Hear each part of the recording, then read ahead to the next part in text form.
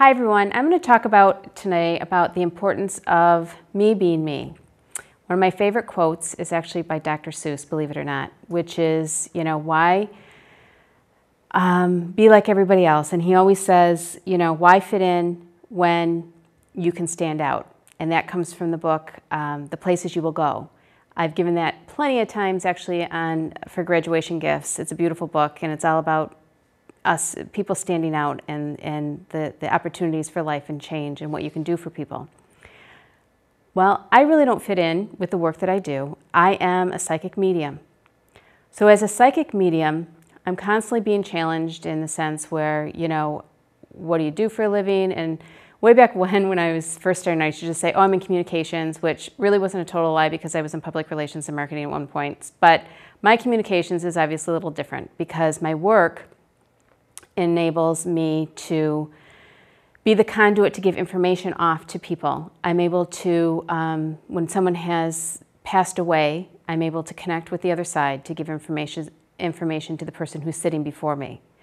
Now, some people think, okay, she's wacky, this is crazy, but in reality is, I have a gift, my soul picked it to use it, and I use it in a plethora of ways. One being is I obviously connect with people that I read. I'm a psychic and I'm a medium, so not all mediums have I should say the opposite. Not all psychics have mediumship ability. For my world that I work in, I read both ways. So when someone comes for a reading with me, I'm able to connect with them psychically and what's going on with their life, and I'm also able to connect with them as a medium, connecting with past loved ones to give messages. And I'm constantly proving the evidence from the other side to people when I read for them. The other work that I'm able to do is I am able to connect with cases. I work in cold cases. I work with current cases, people who are missing. I work with the information where I can look at a case, and all I do is I'm given by the powers to be, the police, FBI, the people who contact me to work on their family cases, is just their name, the date the person went missing, how old they are, and the location they went missing. And from there, it's like a plethora of information that just comes filing through. I don't know how I do it.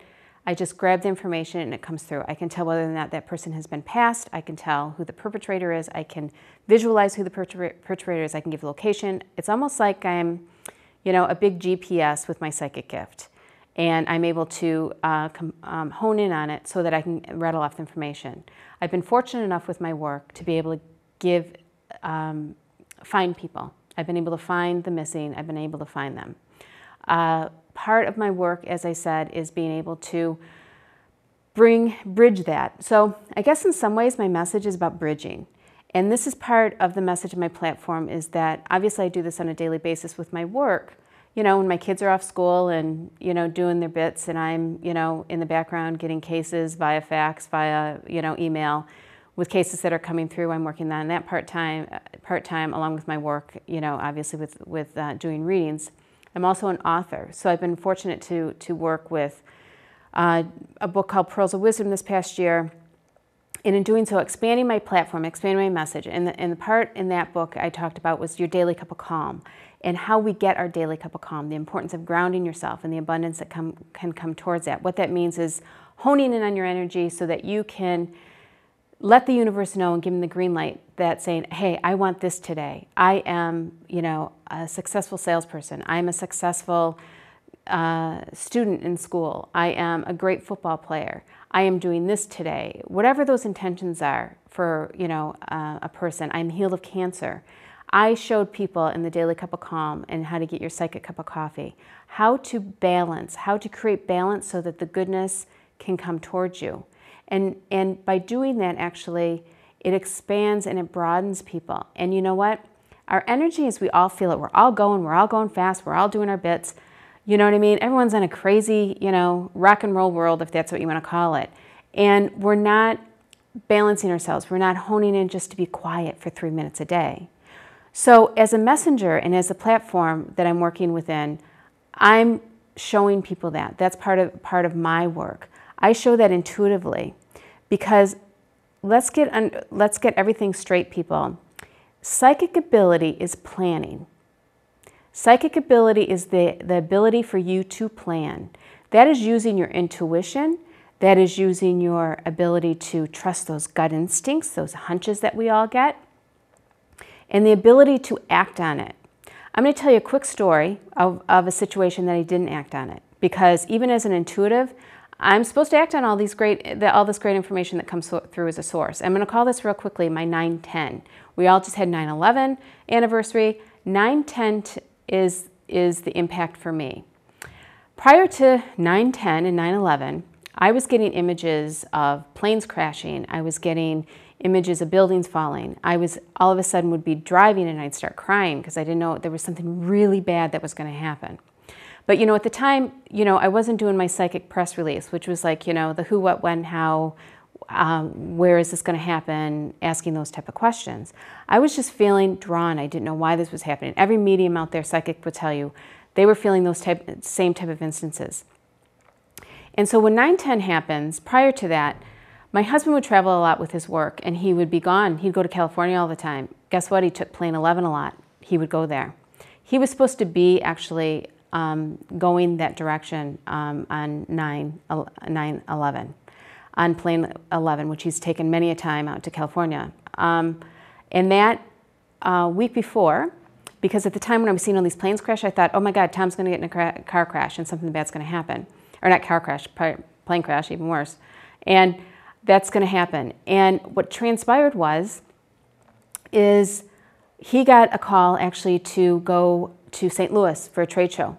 And so he was in the middle of the country when this happened. So he goes off, you know, on Sunday, 9/10, to the airport, takes off. And on 9/10, I go to my circle where I would meet with people. We meet as a group, and we would be mediums as mediums. And this wonderful man who I've trained with several times, his name is Glenn Edwards. He's from England, and he was coming in to teach us. And we were going to sit in circle and work, okay? And as a medium, what we do is we sit in circle and we give information of who's coming through, and we connect, and we give evidence of who this person was who passed, how they passed, you know, what happened with them, the data of all of their life, and they give it to us, and we give the messages off with people who would come. So that evening on 9/10, I go to my circle, and our whole group is getting weird messages. It was a weird night. Like, nobody was connecting, like how you would normally connect as when we would give messages as a medium. People were seeing President Bush's face. They were seeing fire in the background. We were seeing firemen. We were seeing stairwells. We were seeing buildings crash. We could not figure out for the life of us what this was and why that was happening. And it was such a bizarre night. We thought, okay, we're just newbies. We're not getting this, all right? And so what transpired was, obviously the next morning, we all realized what happened with, you know, what 9/11 is. My husband calls me and says, stay out of Boston. Don't go in there. They don't know if it's going to, terrorist attack going to be there. You know, he's in St. Louis, and I obviously, as a psychic, literally, energetically, I wanted to throw up because all those images, all that information that I was getting those images and not doing anything with it because I didn't know how. So my husband travels back from literally the middle of the country, dropping people off. There was 5 people in his car. They were dropping people in Ohio, Pennsylvania, you know, and the Canadian border. People would have to, you know, drive across to pick somebody up because you couldn't go across the borders at the time. You know, 28 hours to get home. And, you know, just obviously we can all tell our story where we were when this all happened. So the following week, I go back to my class. And Glenn is still here because Glenn couldn't get back to England because, you know, if everybody remembers, the airports were in lockdown. So as we sat in circle, we all understood the images that we were getting before, what made sense to us then. And we followed that intuition, and we followed that information. What was amazing to me is as sitting in that circle, everyone was getting information because so many people knew people that passed in 9/11 because it all happened here in Boston. And everyone was getting information. We were seeing the same images. People were coming through with information to their loved ones. It was this, and obviously within this circle, we did a lot of prayer and meditation and healing, sending that, you know, to the circle. So when I left that circle, what I realized at that moment, that I gave myself the okay to say, I'm here to be a messenger. I'm a psychic medium. I'm here to give this good because it's a very spiritual event, to be able to connect for people who are in trauma and to be able to connect and trust within that. And I'm also the person understanding that I realized at that moment too, that when I get that information, when I get those hunches, when I get see those visions, to act on it and not to be complacent, to like put it in the back burner or the back of our minds. So part of my message is probably one of the biggest message that I didn't act upon. And that not trusting my instinct to, call people or under the proper authorities to just give people a heads up. And people say, okay, she's quacky, that's going to be quacky. No, it wouldn't be quacky if, the evidence comes through and such, and that people act on it in a healthy way. And, when we get psychic instinct, when we get psychic information and we don't act on it, whether it's being in our personal life or our business lives or whatever it would be, you know what? That's your intuition giving you the okay. It's giving you the okay to plan.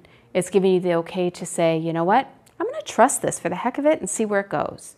And you know what? By golly, when you trust in that and when you feel that and sense that, you know what? You are in the right spot at the right time. And that's part of my platform, is showing people, and this will happen, actually, is expanding on all of this so that people understand to trust their instinct. I'm going to show you how to trust your instinct. I'm going to show you how to get that psychic press release going with your life. I'm going to show you how to trust your planning and how that can be beneficial to your life. And you know what? And teach you how to ground yourself so that, you know what? You can get that psychic information. You can get that psychic cup of calm that you're looking for every morning.